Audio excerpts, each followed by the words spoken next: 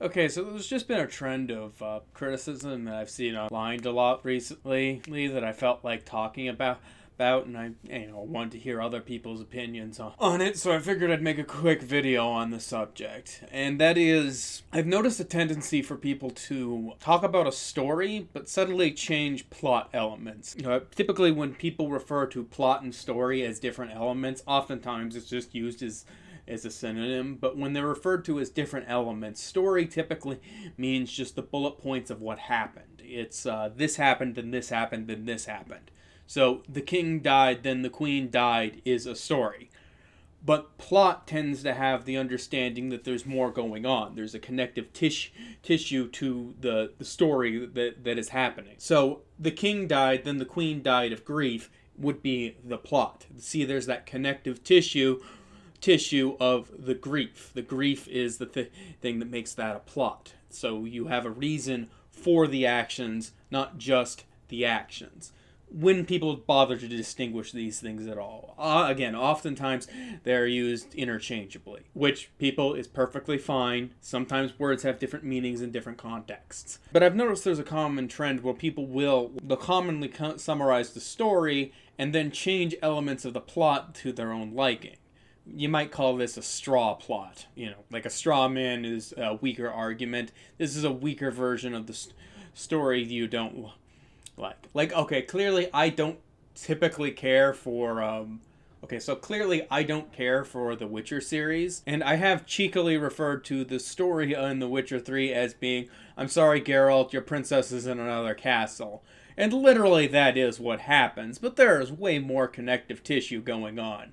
I don't like that connective tissue, but... So one of the examples of this that you're probably aware of comes from Greek mythology. We've all heard the legend of Medusa, and if you haven't, it boils down to the bullet points are... Medusa was a priestess of Athena, and she was very pretty.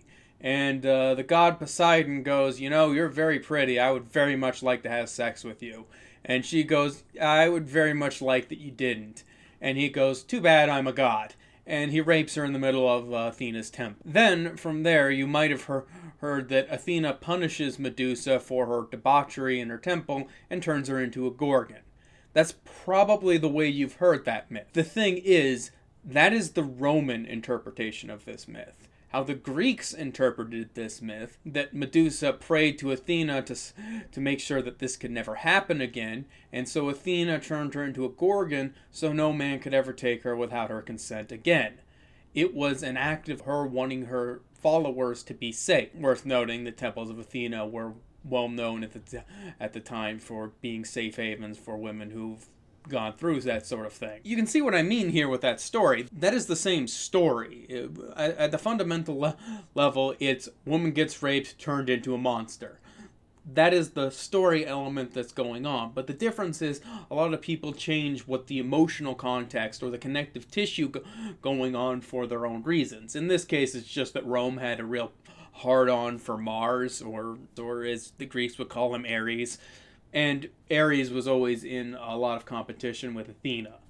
So they used that to denigrate a rival, basically. If you heard that space story, there are many plots that go with it. This can be used in the exact opposite manner. This was used to denigrate a rival, but I've often seen this as an excuse as a way to sort of excuse some of the shakier things that you might have seen a character do. You see this all the time with the Magneto was right, Killmonger was right, or whoever was right kind of people. They sort of just give the basic story, and okay, maybe that happens, but a lot of the time people mischaracterize that connective tissue. Whether that's a positive or a negative thing. A positive reinterpretation I commonly see is, for whatever reason, the game World of Warcraft inspires a lot of passions. I have played the game, it is not worth these passions, but whatever. The character of Sylvanas in that is commonly gets this treatment, though. She is somebody who the story was ultimately a story about how petty and hollow revenges, and the connective tissue about that, the plot elements, is all supporting of that. But then you get people who take the same basic story and call it a story about triumphing over adversity. And it's like, that's really not what the plot was ever about.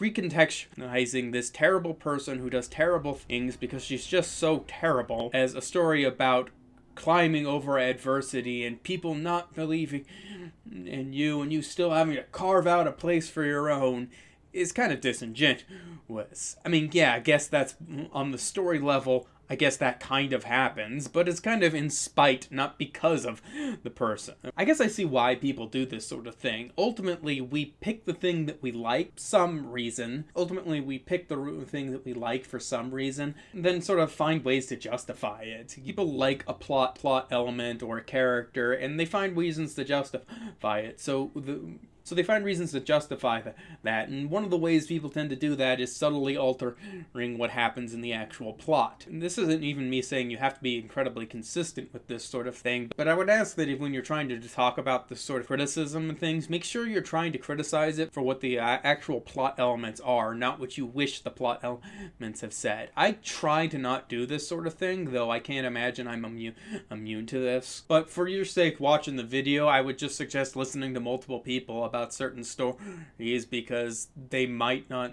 some people just might filter things through their own perception, and they'll add in plot elements that weren't really there to get their own interpretation of things. I'm getting off topic. If there's one thing to take away from this, it's make sure that someone is getting the plot right, not just the story. Well, I didn't do anything wrong.